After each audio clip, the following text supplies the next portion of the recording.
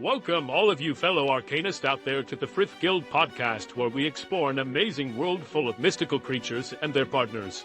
Our hosts are Eric Smith and Scott Wareham, and they'll be your guides along this journey through death and dragons. So grab your Eldrin, strap on your swords, and get ready to defend the Argo Empire from evil.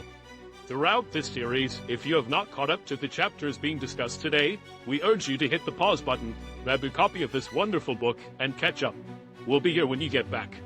While Ilya purchases a new dress for the gala, Volke wanders the Moonlight District and meets Karna, an exotic dancer, who convinces him to bring her to the gala as his date. Volke intends to attend the gala dressed in his slightly shabby street clothes, but Ilya rescues him from himself by ordering him clothes from the dressmaker as well. Returning to the inn, Master Zelfrey doesn't allow Volke to rest, and instead has him leave on an urgent errand to see Adelgis' father. But before we get into the book, let's look at a piece of advice from the series. Step 19 on the Pillar of Ruma says humility. Without it, our pride becomes an obstacle to happiness. With that, let's join Eric and Scott for chapters 26 through 30 of Coliseum Arcanist. Hello and welcome back to the Frith Guild podcast. I'm your host, Eric.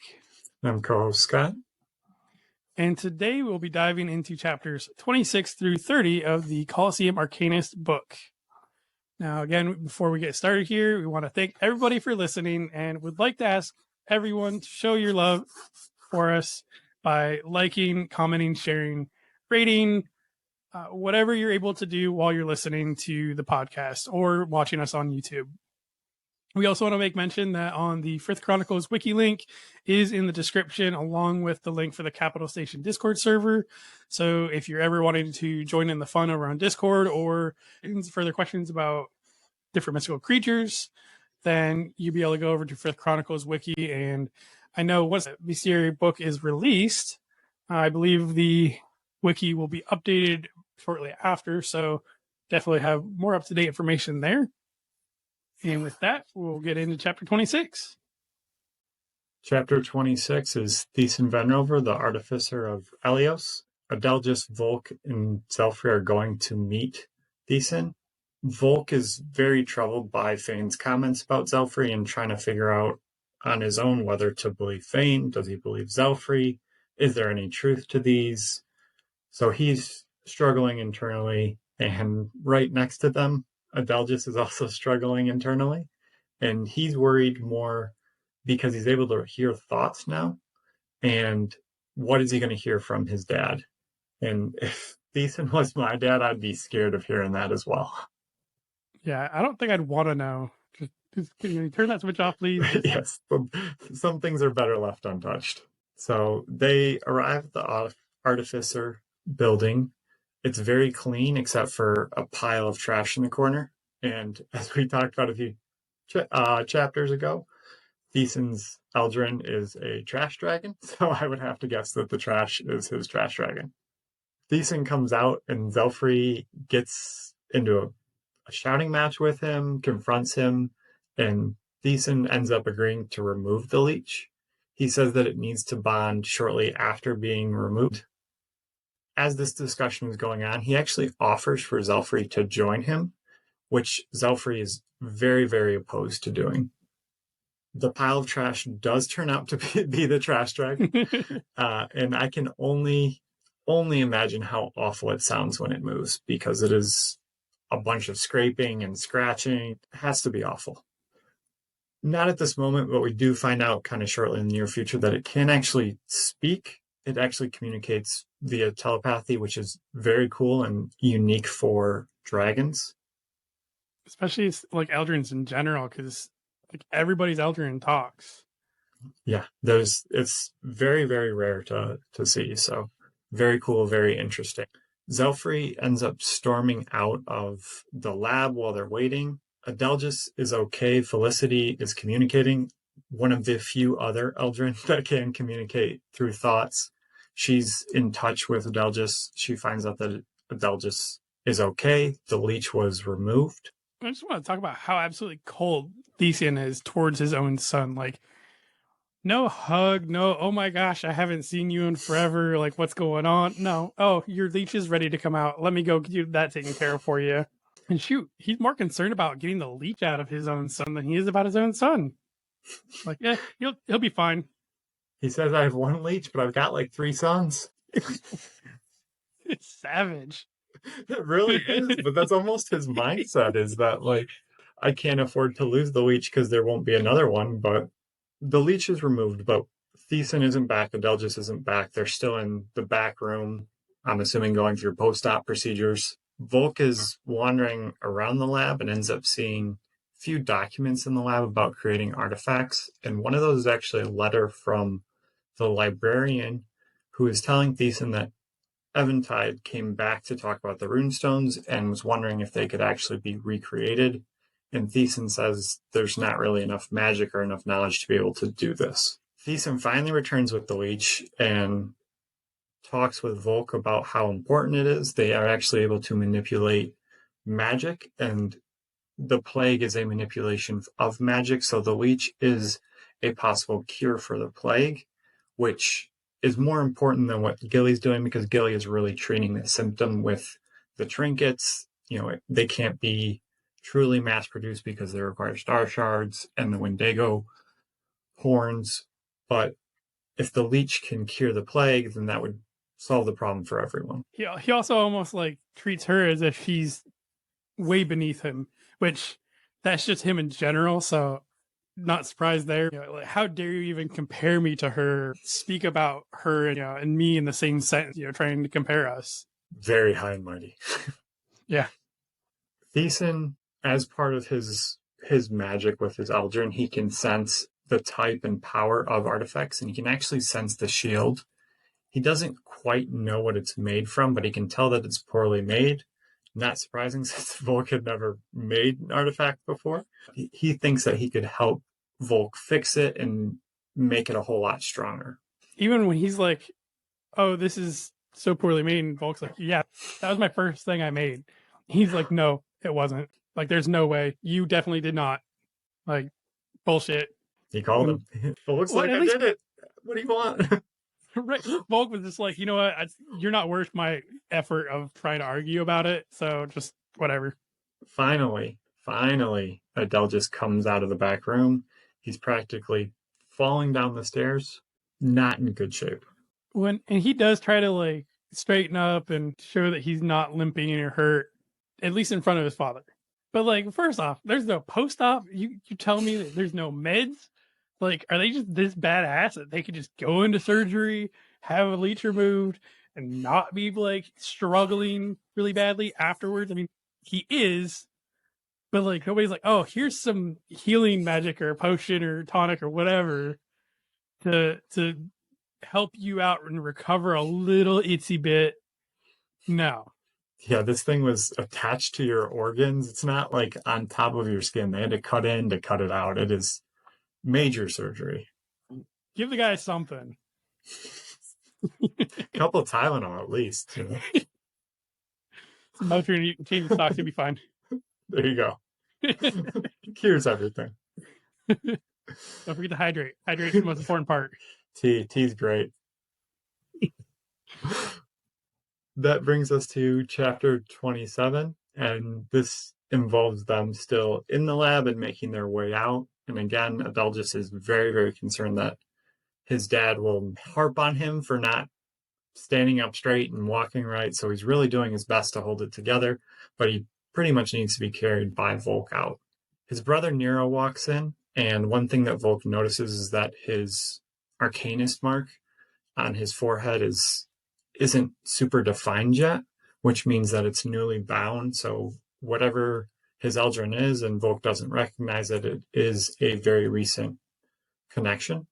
Volke and Zelfrey end up taking Adelgis back to the inn. He's slowly getting worse and worse. They decide to take him to the university.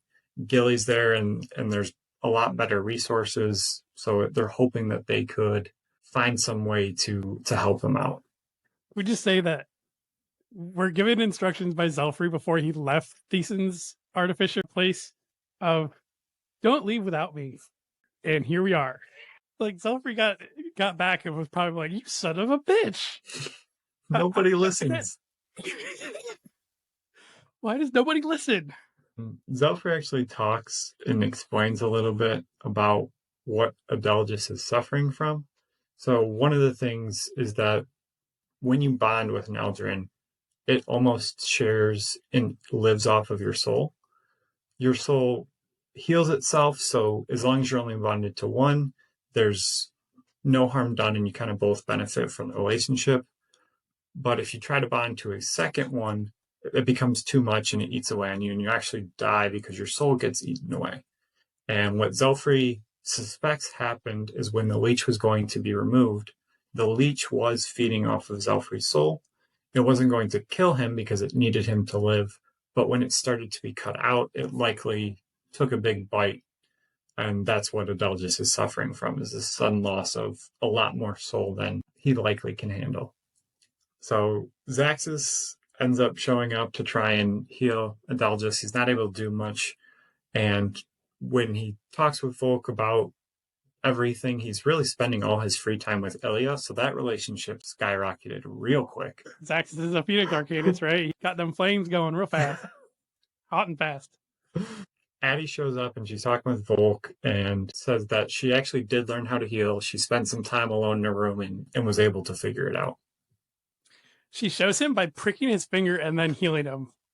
Like, okay, that's fair enough. You know, she knows that a little prick isn't gonna, be too dangerous for him. So, but that was kind of cute that I want to show Volke first, and Volke's sitting here thinking like, oh gosh, like we're alone, we're having this conversation, and I can only imagine it clicking in his brain of, oh god, Fane's probably following me, and he just kind of talks out of nowhere to nobody, just, hey, I'd really like some privacy here. When you're basically telling Fane to GTFO. Daddy's probably like, what the hell is going on? Thinks Volke's crazy. It reminds me of Harry Potter, the second book, or I guess the movie more so. They're in Hagrid's hut, and if anybody needs answers, just follow the spiders. And everybody's sitting there like, who the hell are you talking to? just no one. Just speaking a bit of information out there, And next to show up is Hexa.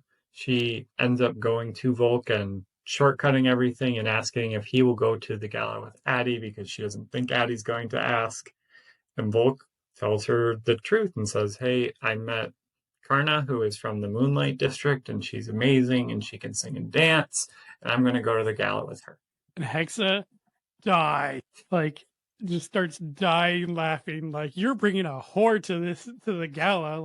And again, Volke is so naive that he's probably like, no, she's not. She is a singer and a dancer, and she's not like that. She is not a lady of the night, okay? Poor Volke. He's probably like, how do I keep ending up in these situations? One more girl that I got to deal with. And that brings us to chapter 28, which is the Queen's Gala. And Volke is preparing to go and ends up cutting himself with the razor from William. Luckily, he heals super quickly, so it's not a big deal, but he does have this sense of pride from using the razor and thinking of William. Imagine him walking out of the hotel with a bunch of toilet paper stuck to his face. I've shaved before. Imagine Karna being just like, oh god, I can't believe I have to go to this. What did I do? So luckily he heals. Very luckily he heals. Because Karna does show up in the carriage, and he mentions that it's his first date. And we actually realize that the driver is the exact same person that lured Volke into the show to begin with. So, is it a coincidence here? Man of many talents. I guess so. I mean, maybe he's her personal bodyguard. With his beer belly. They get to the Gala, and of course the puppy Arcanist that they were getting into a fight with earlier are there, and their dates insult Karna, and Volke didn't realize she was a lady of the night. This is news to him, so he gets upset, and he's not even upset that she's a lady of the night. That's her choice. But he's upset that all arcanists don't have these high moral standards that he read about in all his books, which I thought was funny because he's dealt with pirates. Someone created the plague. He knows quite a few people. They're just not nice to Karna, and that's their failing trait. But he is willing to risk his reputation for her. At first, Karna asked him if he was embarrassed, and he said yes. And she was totally expecting him being embarrassed to her. But then he's explaining how he's embarrassed about his peers and they're acting like they were. And maybe Volke was upset because the arcanists that he's meeting at the gala are not the pirates. They're not the ones that were creating the plague. So he had this expectation of, I would say, non-questionable moral as the arcanist, as quote unquote bad guy. So he just assumed that all arcanists that were not bad held themselves to higher standards. And that leads us into chapter 29, Justice or Revenge. Karna was so absolutely surprised that Volke stood up for her the way he did. She wanted him to dance with her. And Volke feels kind of this magic in her touch, and he does a double take on her forehead just to make sure she doesn't have an arcanist mark. And no mark, but there's definitely magic at work. He loses control of his body, and he's moving not of his own choice. Red flag a little bit, but she takes him out onto the dance floor, and Volke's just like, look, I don't dance. Like, I got 2 left feet. Like, really, I don't have any feet for dancing. She takes the lead, and they're just crushing it on the dance floor, doing the Dougie and the cha-cha slide here, and everybody stops what they're doing and staring at them because of how just insane that they're doing. And it's a very fast-paced song. Once the song gets over, Karna takes him somewhere private upstairs, and she leads him there, knowing exactly where she's going with him. And she finally reveals her arcanist mark. And she talks to Volke about it and says that she usually hides it because then she gets to see people's true nature. So people like the puppy arcanist, she understands right away that they aren't living up to the highest standards because they would treat somebody lesser than them poorly, even regardless of whether she is actually an arcanist or not. We do find out that she is a doppelganger arcanist. Knowing how the Highborn, I've been listening to Akatar lately, so sorry. Gotta realign how things are called. The arcanists, they're higher above everybody else. In Thronehold, at least, treat those that are mortals like they're second-class citizens. And so it makes complete sense why Karna wants to do this and doesn't want people knowing that she's an arcanist when she first meets them. She talks about justice and revenge. And Volke talks about how justice is meant to right a wrong and revenge is to cause suffering, to right the wrong, but then go further. This is actually, he quotes the pillar again, so going back to his home with the steps on the pillar. He's like, keep it. My day ones. So she tells Volke that she really wanted to embarrass Volke, and not necessarily Volke personally, but assuming that he was going to be a pompous arcanist. She does this because she was embarrassed in front of others before when she was immortal. She kind of explains why she did what she did. Then she takes control over Volke's body again after she touches him. Again, she's a doppelganger arcanist, and she's meant to steal something and blame it on Volke. Was going to make it easy for herself by finding some asshole arcanist to have him embarrass her, and then she can go and steal something and blame it on that arcanist. And Volke is slowly realizing through this conversation, she gets to the end of it, and I just picture him going, wait, I'm the arcanist you were going to hurt? He should have picked up on that right away, but he's going along his merry way until the end of it, and then it's like, man, that would have been rough. I like nodding along, like, yeah, I mean, that makes sense. And then he's just like, oh, wait. She escapes and lets Volke go afterwards. She does this like backflip thing off of the balcony into the gardens below, which was pretty badass in my opinion. She's probably wearing heels or something, so I can't imagine it's the easiest of landings here, but women that do that, especially with all the superhero movies and stuff like that, I applaud you for that. So Luther says that Volk finds himself in more interesting situations than Mathis ever did. Luther never had a clue that Volk was being controlled by Karna. And you think the dancing would have been like a key that something's going on. He had to have known, like, I've never seen this guy dance before. Right, like, especially when Volk was saying, I can't dance. Like, I'm telling you, I cannot dance. Not trying to be coy or like low key about it. No, he's like begging her that he cannot dance. So we move into chapter 30, Thieves. And Volk kind of goes back to the party, gets himself, gotta straighten everything else out because she's starting to tear her clothes apart and make it look like things got hot and heavy. And before rumors start floating around, at least he fixes himself, makes himself presentable. He goes over to the food where everything's laid out, and Zax is just sitting there, just shoveling food down. He's trying to eat all the food that's available at the gala. And honestly, I think he would have surpassed hobbits eating. I think he would have given Goku a run for his money. Shoveling it in. Shovel it in. Yeah. No. He offers to give Volk some tips on keeping his love life low key. Because he and Ilya keep it classy. Zaxxus notices that Zelfrey has prefers lords over the lady. Zaxxus makes a chop that Zelfrey probably likes the bookish one. Volk's just like, redheads actually. And then I can only imagine the look on Zaxxus's face when it clicks. I'm a male redhead. And then he's probably like, oh shit, that's why he wouldn't train me earlier.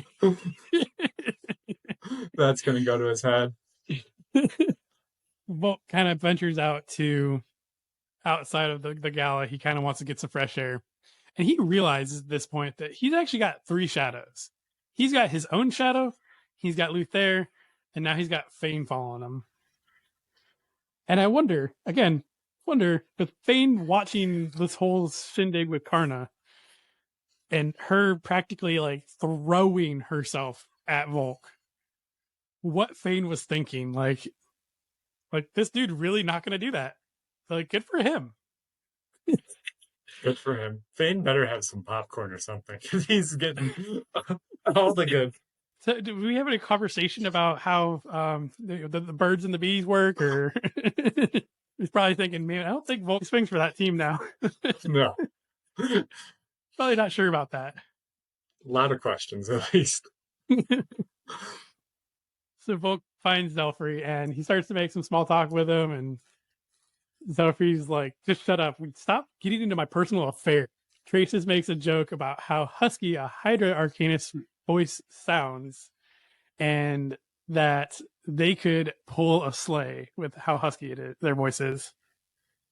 And I love that Traces is just a little matchmaker off on the side. I'm like, you should go for him. She is having a great time with this.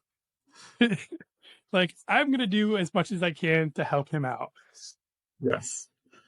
And the other funny thing that comes up is Volk tries to tell Zelfrey what happened, and Zelfrey's like, oh, I know it already. I read it from your thoughts, which means Zelfrey got every detail. I'm surprised Zelfrey didn't blush by that. It's a lot to hold on to. Right, like, or at least like say something. Like, I don't know if I could hear that in your thoughts, and then just walk away with it from that.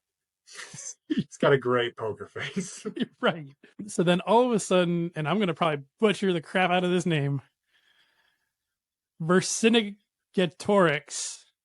and Shammy does a really good job of saying this name versus what I said, but Vercingetorix activates the Nullstone, which is the sovereign dragon of the queen. We find out that there was a thief, and all Arcanists are going to be held while that they ensure that they catch all of the thieves that were in. Volk was kind of like, we know it was Karna. She told us she was there to steal something and blame it on him.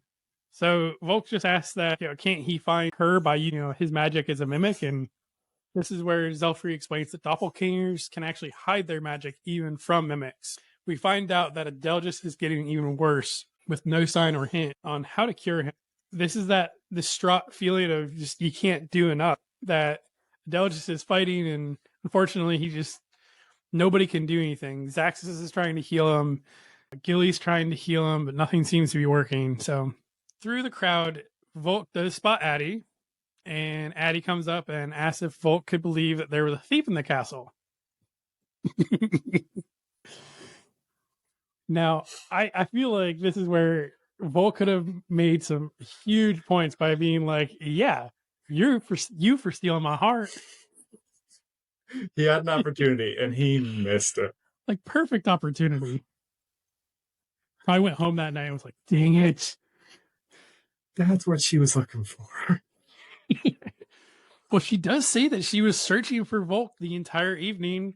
So, I mean, Volke, you got to be hella smooth now. They're leaving together. They're going to take a trolley together.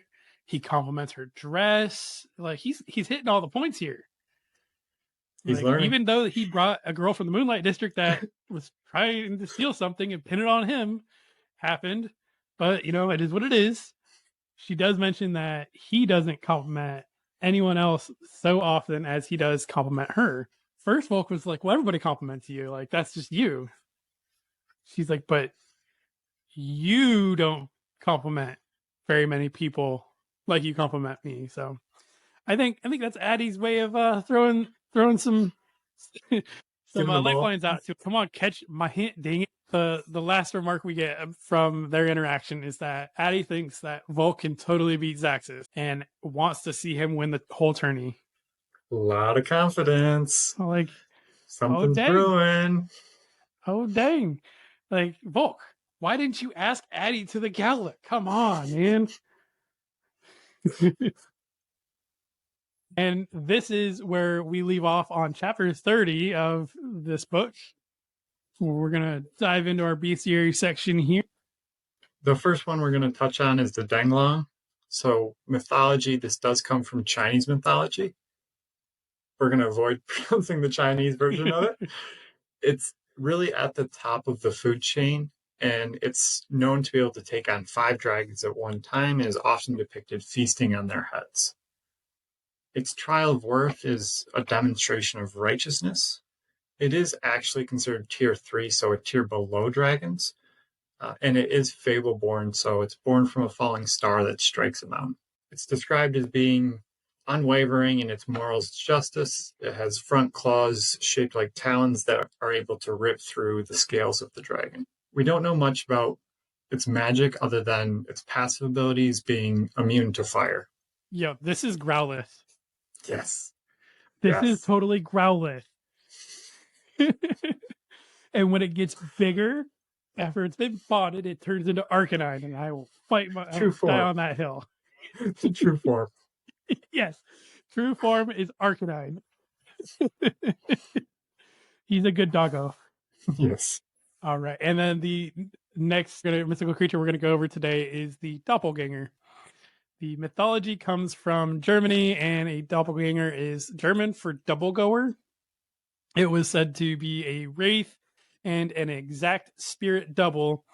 And these were signs of bad omens because when you've seen your doppelganger, it's supposed to imply your imminent death.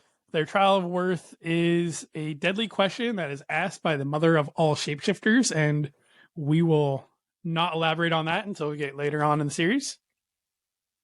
This is a tier 2 confirmed, so we've gotten some confirmation with the tier of this particular mystical creature. Its reproduction is progeny, so it is, again, created by the mother of all shapeshifters from bodies who fail her trial of worth for the mimic. Their evocation is able to confuse and muddle thoughts.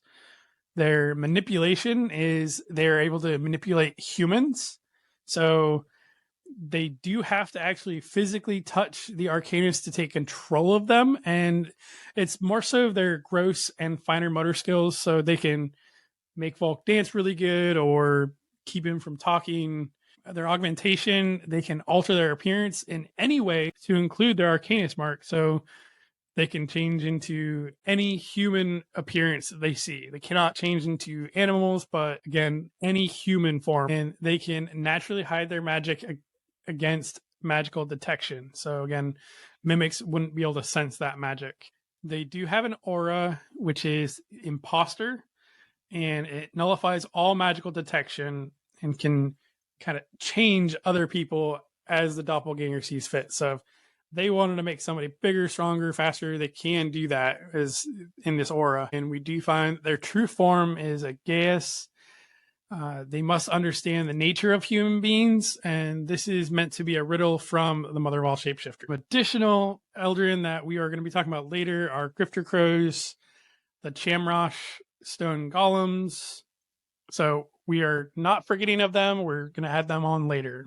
And I want to thank everybody for listening, and just want to remind everybody that we post our new episode every Wednesday morning around 11 a.m. Eastern Standard, 10 Central. And for those that are out on the Pacific Ocean, 8 p.m. Pacific Standard Time. We are podcasting on all platforms that podcasts are played on. We're also on YouTube for video, and we want to make sure we give our thanks to our editor, Dan Mackison, for including pictures and links to everything. And if you want to reach out to us on Google, we are at frithguildpod@gmail.com, or Facebook or other social medias at Frith Guild Podcast. Pretty much, we own the market on at Frith Guild Podcast. So if you look us up like that, you'll find us somewhere. We want to thank the Frith Chronicles Wiki as well as a great resource. And again, link to everything is down below in the description section. And with that, we are ending this week's chapter, and we will look forward to hearing from you next time. Scott, you got anything else? No, looking forward to it. All right. I think we're getting close to the tourney. Close. I thought it was earlier, but I was a bit anxious for it. All right. We'll see you next time.